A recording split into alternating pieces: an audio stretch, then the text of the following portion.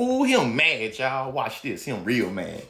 Jeff Bezos slams a professor for wishing Queen Elizabeth an excruciating death. I'm glad Professor Uju Anya let us know exactly how she feels. She said of the Queen, "May her pain be excruciating." It's crazy Jeff Bezos got involved in criticizing her. Hopefully he can clean up the Washington Post, which he owns. He asked, "This is someone supposedly working to make the world better? I do not think so." Wow. Professor Anya was not the only one spitting out woke talking points. Blue checks and non-blue checks alike were practically dancing on the Queen's grave before her body was cold. One big name is Jamil Hill, and another one was Eugene Scott. Scott asked, when it is appropriate to talk about the negative impact of colonialism. Oh, I don't know, maybe tomorrow or in a few days, but not in the very moment she dies. You can wait past that very moment. Thank you. But when people tell you how they feel, thank them, and then don't talk to them again if they suggest they are rooting for painful death.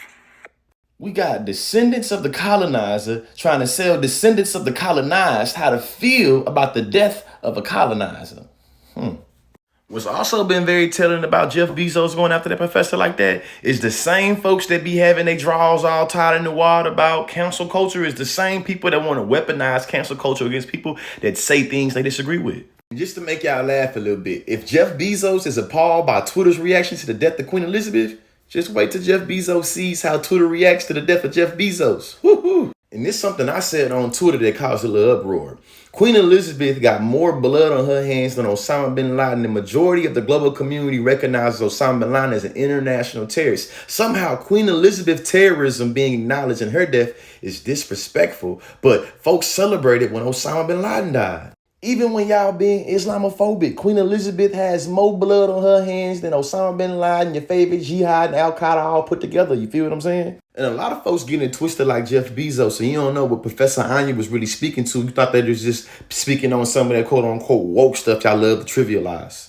Professor Uju Anya painfully pinned down the traumatic, agonizing moment in her life and family caused by Britain under Queen Elizabeth II during and after the Biafra War, where more than 3 million Biafrans were starved to death. Y'all can pause to read it, but I'm going to read a part that adds so much context to this. She said, "I was born in the immediate aftermath of the genocide, which was directly supported and facilitated by the British government and then headed by the monarch Queen Elizabeth II. This support came through political cover, weapons, bombs, planes, military vehicles, and supplies the British government sent to kill us and protect their interests in the oil reserves on our land."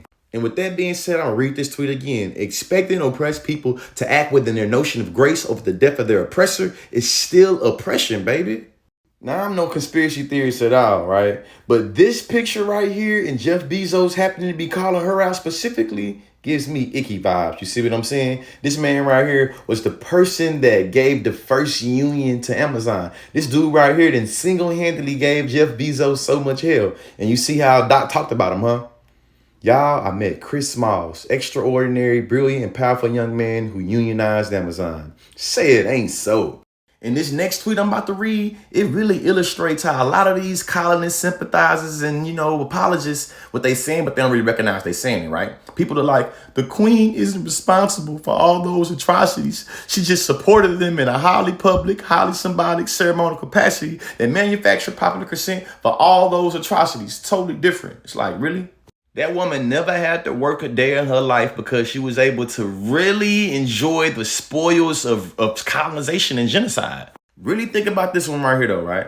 The richest man on the planet and possibly in history zeroed out a black woman professor because he felt her anger and her words were not acceptable and he felt that he was the right person to put her in place. Says a lot, right? Jeff Bezos really out here like, oppressors of the world, unite. I'm going to close this up, though, with the words of Nina Turner. Jeff Bezos has more words for the Queen than the workers who have died in his warehouses. Education is elevation, man.